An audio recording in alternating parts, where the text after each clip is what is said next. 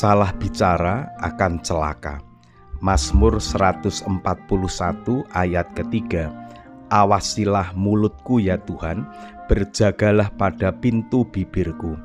Jemaat terkasih, Majelis Hakim Pengadilan Tinggi DKI Jakarta memperberat hukuman mantan Menteri Pemuda dan Olahraga Roy Suryo dalam kasus meme stupa Candi Borobudur. Dalam kasus ini, Pengadilan Negeri Jakarta Barat awalnya hanya menjatuhkan vonis 9 bulan penjara terhadap Roy Suryo. Jaksa penuntut umum dan Roy Suryo kemudian sama-sama mengajukan banding dengan alasan yang berbeda. Jaksa mengajukan banding lantaran putusan Majelis Hakim Pengadilan Negeri Jakarta Barat lebih rendah dari tuntutan mereka, yakni Roy Suryo dihukum 1 tahun 6 bulan penjara dan denda 300 juta subsidiar 6 bulan penjara.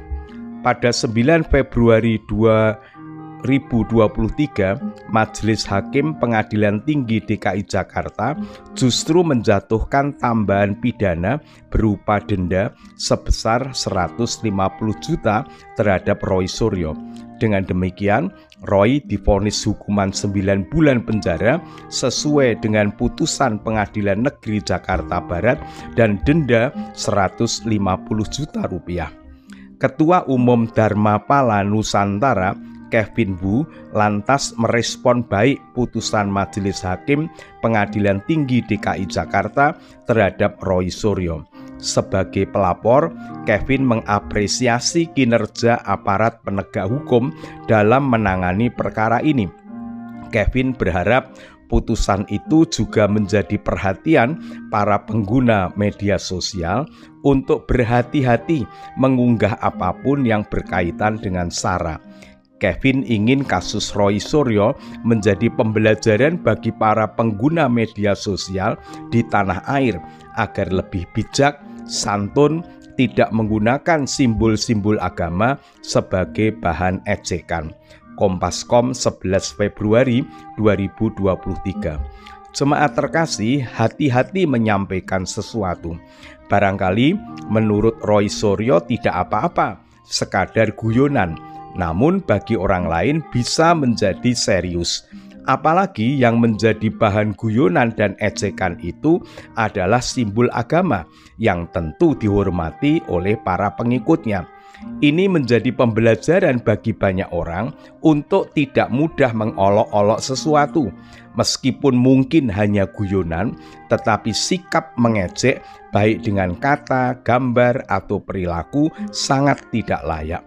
Jemaat terkasih, pemazmur meminta kepada Tuhan agar mengawasi mulutnya dan berjaga pada pintu bibirnya.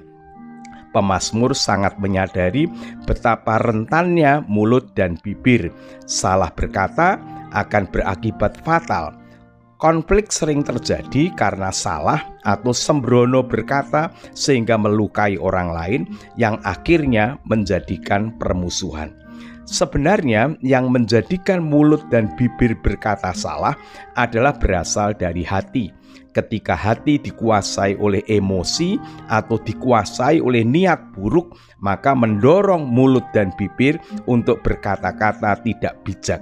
Jadi sebenarnya permohonan pemazmur bukan sekadar untuk bibir dan mulutnya, tetapi untuk pusat kesadaran, yaitu hati, agar dapat dikendalikan dengan akal budi. Marilah kita bisa mengendalikan hati kita, termasuk mulut dan bibir kita. Sebelum menyampaikan sesuatu, mari kita tahan sebentar. Kita pikirkan dengan tenang. Kita pertimbangkan berbagai konsekuensinya. Jangan hanya menuruti hawa nafsu, kemudian gampang berkomentar atau menyampaikan sesuatu. Lebih baik diam, tidak menanggapi apapun daripada kita salah yang kemudian berakibat fatal bagi diri sendiri maupun orang lain. Marilah kita menempatkan diri pada orang yang akan kita komentari atau kita tanggapi. Apakah jika kita pada posisi itu, hati kita nyaman menerima tanggapan kita? Apakah kita tidak sakit hati jika menerima komentar itu? Menempatkan diri pada kondisi orang lain akan membantu kita bersikap hati-hati. Salam sehat, salam bahagia, Tuhan Yesus memberkati. Mari kita berdoa. Allah yang Maha Kasih, yang kami yakini hadir dan berkarya di dalam Allah Bapa, Allah Anak, dan Roh Kudus, kami bersyukur sebelum kami beristirahat, Tuhan memperkenankan kami menerima dan menggumuli firman Tuhan. Kembali Tuhan mengingatkan agar kami berhati-hati menggunakan mulut dan bibir kami, agar kami tidak melukai orang lain. Berikan kami kekuatan untuk dapat mengendalikan hati kami, mengendalikan mulut dan bibir kami.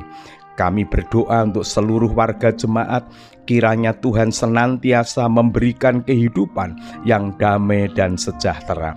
Kami menyerahkan berbagai pergumulan kehidupan yang kami alami.